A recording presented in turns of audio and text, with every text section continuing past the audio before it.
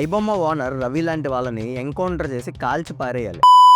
ఇలా నేను అనట్లేదు, మన తెలుగు ఫిల్మ్ ఇండస్ట్రీ ప్రొడ్యూసర్ అయిన మిస్టర్ సి కళ్యాణ్ గారు అయితే అంటున్నారు. రవిని ఎన్కౌంటర్ చేయాలో లేదో పక్క కామెంట్ చేయండి. నేనైతే నా ఒపీనియన్ అయితే చెప్తాను. రవి చేసింది తప్పే అయ్యి ఉండొచ్చు, కానీ డెఫినెట్లీ డెత్ పెనాల్టీ వేసేంత తప్పు అయితే కాదని అంటాను. And straight question to producer C Kalyan ఏంటంటే, మూవీస్ ని పైరసీ చేసినందుకు రవికి డెత్ పెనాల్టీ వేయాలి కదా, మరి 2015లో ఒక లేడీ డాక్టర్ పైన ఫిజికల్ గా అసల్ట్ చేశారు మీరు, అండ్ అబ్యూస్ చేశారు, మళ్ళీ థ్రెటన్ కూడా చేశారు. దానికి మీరు జైలుకి కూడా వెళ్ళారు. మరి మిమ్మల్ని ఏం చేయాలి? దానికి చెప్పండి ఆన్సర్ నాకు. అండ్ అంతేకాదు, అండ్ మీలాంటి చాలా మంది ప్రొడ్యూసర్స్ ఇండియా వైడ్ ఫిల్మ్ ఇండస్ట్రీలో సెటిల్ అవుదామని వస్తున్న అమ్మాయిల్ని ఫుల్ గా పాడు చేసి వదిలేస్తున్నారు. మరి వాళ్ళ నుంచి చెప్పండి. మీరు తప్పు చేస్తేనేమో సైలెంట్ గా ఉంటారు, మీకు మాత్రం ప్రాబ్లం వస్తే ఫుల్ రెచ్చిపోతారు, ఎన్కౌంటర్లు అంటారు. అయినా పైరసీ అని గోల్ చేస్తున్నారు కదా.